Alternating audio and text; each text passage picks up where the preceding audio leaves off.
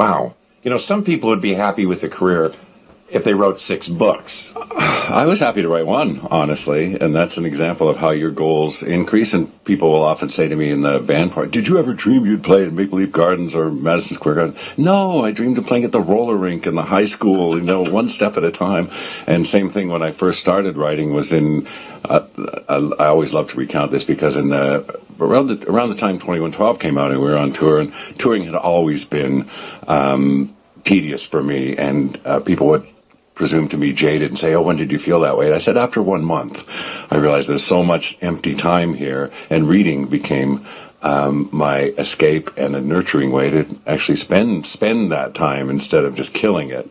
Yeah, not killing time, but spending it. So in 1976, I went to a pawn shop in Little Rock, Arkansas, and bought myself a typewriter. I thought, I'm going to write. And it was 20 years before I published my first book, in which time I learned how to do it and had expert tutelage and worked on the craft until that point. So yes, I would absolutely, just publishing one book would have been the ultimate goal for me at the time. Well, let's talk about the new book here for a moment. I'm sorry, before we do, because you brought up something, I don't want to forget this. Writing a book, perhaps unlike working with the band and lyrics, it's a very solitary experience, isn't it? Yeah, it is initially, but there is good collaboration available there if you're open to it. I love working with editors, for example, which some writers might not say, but yeah, I've had nothing but great experiences in the collaboration of that. And even doing the Clockwork Angels novel, for example, with Kevin Anderson, and then I recorded the audiobook for it, and it was a 4-day experience of sitting in a little studio, not unlike this, and being so careful not to move or make a sound. And I was working with a female engineer and producer, the engineer listening to every sound that came out of my mouth, and the producer watching for pronunciations and voice timbres and all that sort of thing. And the end of those days working together, it's felt like such a tight collaborative unit. That's always my favorite way to work, you know, is in a group, a small group like that. And I was mentioning we've just finished a graphic novel version of Clockwork Angels, and working with Kevin and myself and the editors and the artist. And I called us the Quorum because we were making all the decisions and deciding what was best for the story and all the way along. And I thought, you know what, this is the size of a rock band. There were 5 of us in there. And most of my working life has been in groups of 3, 4, 5 people creating something together like that. And it's a situation that I love. And I thought maybe all institutions in life should be run by rock bands. Including government. If you had 5 people, say, making all the decisions, right, for what was best for the country, what was best for your vision and all that stuff, I think it would probably work. Yeah, right. All right, let's talk about the new book, Far and Near on Days Like These, in which you talk at length. I love this at the beginning of the book. You talk at length about the importance of creating a physical object like a book or DVD or what have you, and how much care one should take to get it right. You're very big on making sure that you do it as best you can. Well, it's something that absolutely reflects in the band's approach, that every show that we do was always the one, and every record we make, you know, comes with the sense of care. And I mentioned in there that if someone's listening to a drum part, I don't expect them to hear paradiddles and polyrhythms and cross-stickings and all the other elements of technique that I worked on so hard. But in the sense of listening to a Rush song or looking at a Rush album when such things existed, or one of my books, people will just receive a sense that care has been taken here. And I think that's a value that when I look at art and paintings or watch a movie even, you get that sense right away that care has been taken here in the making of it, and it puts you at ease, you know, that right away you know what the artist in whatever medium is trying to reach you for real. They're not trying to fool you, they're not trying to sell you something, they're trying to communicate something with care. And I think that speaks in an intangible way, but undeniably true, that people get that. I remember Nick Hornby, the British novelist, has written quite a bit about pop music, and he says when he talks to someone young listening to music, starting to get into it, he said, whatever you listen to, just make sure they mean it. Well, that's a great point, and that brings me to the obvious question. Do you think, without naming names, that the current crop of pop musicians who seem to be more concerned to me about their choreography and their costume. Well, the magic word, pop, stands for popular. And then again, another thing I learned from art history and criticism, from my self-given education, though it was one set of standards from this art historian, Professor Gombrich, who said, how do you judge a piece of art? What are they trying to do, and how well do they do it? If they're trying to be popular and they do it, I guess they win. You know, and that's a perfect example. I drive up and down California quite a lot, and sometimes just bounce around radio stations, you know, as curiosity. And I was driving down through Central California and picked up a hip-hop station from Fresno. And I thought, okay, I'm going to listen to a hip-hop station from Fresno, California. So for 2 hours, I just listened to it, and I had an insight after it. You're not hearing any drumming going on, so that automatically, and same with all pop music, right? There's no drumming in it. There's no drums. So I don't get that personal satisfaction of the element of music that spoke to me most strongly from the beginning. But what I realized listening to these artists whose name you usually only see in the gossip pages, in each case they have a gift that other people can't do. And that is what makes athletics work, that's what makes entertainment work, and why these people can admire someone who can speak a whole bunch of rhymes really fast, because they can't do it. Right? It's as simple as that. So all these artists that they like, it's a style that has evolved among their generation. So you can't judge hip-hop music, for example, on rock band standards. But when I listen to it just freshly like that and say, well, what is this made of? And why do people like it? And I realized that as I was listening to all the celebrated artists of that kind of music for 2 hours, mind you. So I was already hearing the same songs again. But I realized, well, yeah, these people have a gift that's inimitable. And that's what makes them work for these people. But when you mention pop music, that is simple, really. Pop music stands for popular. Rock music stands for rock. If you could hang with rap music for 2 hours, mister, you're a better man than I. Well, I have an open mind. Mister, you're a better man than I. Wide open. Okay. In the book, it became clear very soon on that you have an amazing eye for detail, describing everything from the colors of new growth along the roadways in spring to the texture of icy mountain roads and how that would differ. Did you always have this kind of eye for detail, or did it improve with your writing? Oh, very good question, because yes, I certainly started out as a nature lover, for example, as a small boy, and responded to that, and to reading also was a huge magnet to me as a youngster. And then one of the greatest exercises that I use in writing as I'm riding along on my motorcycle is, how would I describe this in words, right? And oftentimes if I'm wrestling with emotions, and how would I put this in words, is a constant exercise for me that's great therapy. Because one of the things that keeps me as a dedicated letter writer, for example, is a phrase I like to twist around, but it goes, how do I know what I think until I see what I write?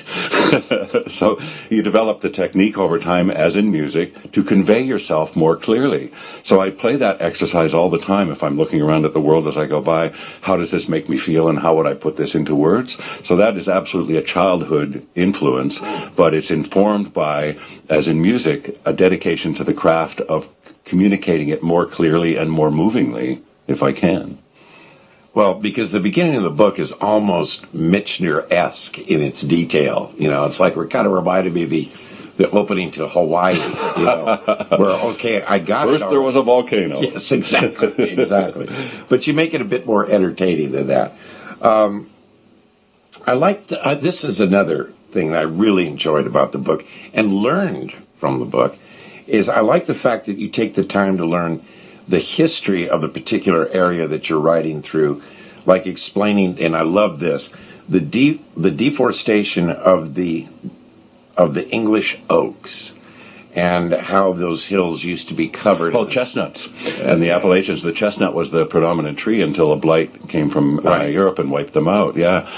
Those are things that I learned through recreational reading, I guess you would say. I'd read quite a lot of novels, literary novels that also include that kind of knowledge in them. So I bring that to me, and then I get curious, and I'll see a kind of plant and go, what is that? And that's one example. I was riding through the East Coast in springtime and kept seeing, before the trees had had leaves or blossoms, these beautiful kind of magenta-colored flowers kept coming out. Right. And all through the next couple of weeks, I was asking people, what are those called? What are those called? And nobody knew. And then finally I found out they're called red buds. I was like, oh, okay. So if I can put a name to something too, of course it helps me a lot to define it for other people. And I always say I like to try to write about motorcycling for people who don't care anything about motorcycling. Try to write about nature for people who don't particularly care about nature. If I write about the band, people sometimes, why do you always say your bandmate Geddy? Say, well, I'm writing for somebody who doesn't know who Rush is, as far as I'm concerned as a writer. And so if I can weave history into it, and I've learned too where to leave that alone and say, okay, people, there's some really interesting stories here. I'll leave you to follow up further if you like, but you have to know how far a disinterested reader, as opposed to uninterested, but someone who has no inclination either way, how far you can take them, and then, okay, that's as far as I'm going to lead you, and if you want to go farther, there are many, many, many more stories that I leave out because they're of interest to me for having visited a place and for being in a context of the Midwest or the prairies or the deserts or the mountains, all these regionalisms that I'm so attuned to, both from traveling and from reading. There's a certain level of interest that I can count on, I think, if I can phrase it right, to tell somebody about motorcycling or car racing or birds, Right. My common fixations. And at a certain point that I know, okay, those people have probably heard enough about hummingbird nesting habits by now. Well, you went on about, do you pronounce it Gorse, G-O-R-S? Yeah. And I found that fascinating. I'd never heard of the plant. I didn't know that after, now this was in England. Yeah, right? Yeah, in Ireland. Right, in Ireland. And after because they lost these forests not only to the Romans, but then when the Romans left, they were building all those ships when England ruled the waves, all out of oak. So that in Canada too, in eastern Canada, our main trees were the giant oaks and pines, and they were marked for the British Navy, the Royal Navy. Yeah. Any of them over 3 feet in diameter were reserved for the British Navy for all those ships of the Napoleonic Wars and all that. But more so, when I was traveling, motorcycling through Britain, I was seeing all these beautiful yellow flowered plants at the roadside. Again, what are they? What are they? And finally figured out what it was, and then the history of them. Going back to Thomas Hardy novels and all that, talking about furs, and the Led Zeppelin album cover, just to swing us back to rock and roll here, where the old man with the sticks, that's gorse. That's right. And he was collecting firewood because it's a greasy kind of wood that burns really well. And the Romans had used it for harvesting salt. And yes, all of those mountains that I was looking at, why are these mountains bare? Well, they weren't always bare, but for firewood and for building ships and all of that, they were stripped bare and didn't grow back. And you explained that this gorse has an interesting quality. When it's dried, it becomes oily, and it's very good fuel, and that's why you see people using it and so on. Well, see, now that's something I wouldn't have expected to learn from a rock and roll guy. And I appreciated that, because I had never known it. When you, in the book, you speak a lot about, you have two main writing partners. Brutus. The legendary Brutus. Legendary Brutus. And some guy named Michael. some dude named Michael. And what is this guy like to ride with? I mean, you have to spend a lot of time with him. He's a pain in the ass, is what you were telling me earlier, right? I mean, when we were alone, you were just saying that. No, it's funny. We both abuse each other so constantly that, for instance, one of the assistants that works for me sometimes was talking about it, says, you guys talk so awful to each other all the time, and both of us looked at each other blankly like, what do you mean? But we maintain this constant level of abuse so that it never bubbles up into anger or, interpersonal tension and all that. But of course, it's a difficult relationship, traveling every day through who knows what kind of hardships and weather and all that. So it requires a certain resilience and patience and humor.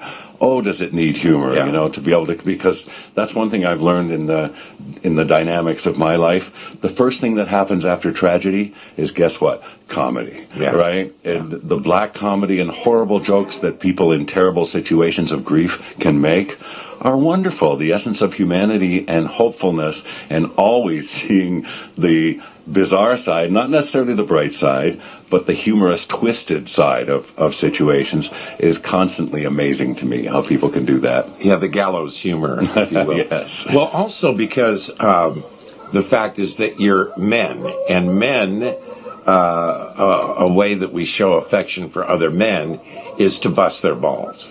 And my wife is constantly aghast when I will talk to a friend of mine on the phone, a very good friend of mine who I love dearly, and all it is throwing insults back and forth at each other. And she goes, "Why do you talk to him that way?" I said, "Well, because we're great friends. Yeah. That's the way that we relate to each other."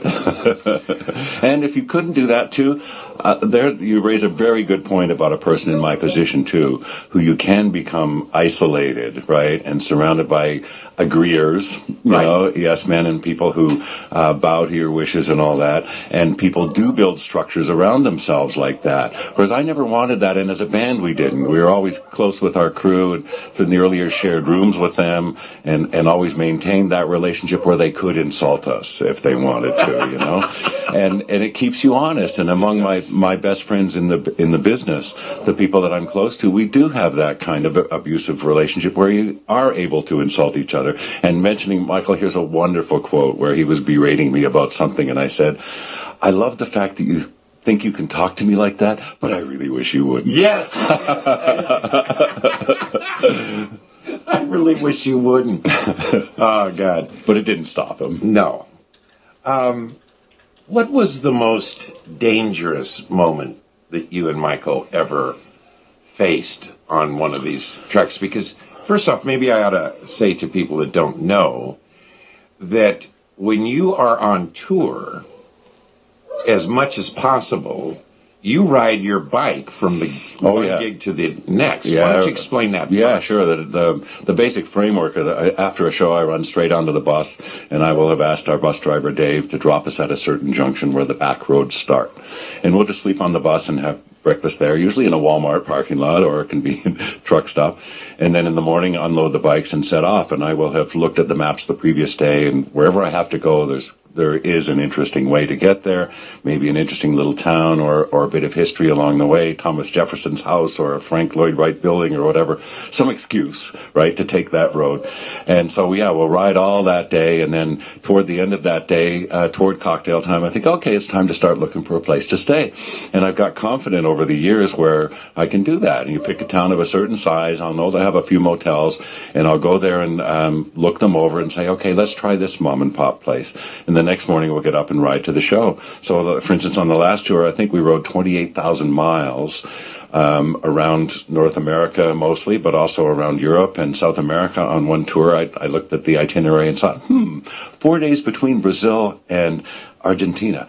We could do that. Whoa. That's what I called in the story. It was in the previous book, Far and Away. It's the last story in that book, but it was called Magical Thinking because I believed it could be done. But the danger part of it on a motorcycle is ever present. Mm-hmm. And as the dangerous moment, we probably never knew. Somebody probably went by us in a truck whose brakes had gone out and missed us. One time on the freeway, you would think you were safe. We were riding east on I-40 through Oklahoma City, and just a lane over and 2 seconds ahead of us, a gardener's truck launched a giant wheelbarrow into the air in front of us, and I'm watching this. Where's it going to land? Where's it going to bounce to? You know, the adventures we've had, I document pretty thoroughly in the book, of getting lost in the desert and lost down a one-way road to nowhere, and all these kind of things happen to us regularly because I search out those kind of roads, and we call them the mystery roads when they come up on the GPS, because the GPS isn't sure about them, the map isn't sure about them, but we have time, and we always have lots of gas and say, okay, let's explore. We can always turn around. So the adventure is there, but the danger is, despite statistics that will say that the freeways, are safer to travel on than back roads. Well, for me, on my motorcycle, I'm a way safer on a back road with my own destiny in my hands, and keeping an eye on the road conditions and the traffic, riding sensibly, riding not by speed limits, by what the road tells me and the weather tells me. Whereas on the freeway, I really feel helpless. So again, that's where it's counterintuitive in a sense that I know, okay, statistically you're supposed to be safer on freeway, but no. The most dangerous times of somebody losing their attention ahead of you, and the vision that you get around you, motorcycle senses are, if you survive, are remarkably acute. And I carry them into driving now, and I realize that I'm absorbing information at motorcycle speed. Very good. Neil Peart, motorcyclist, and drummer of Rush.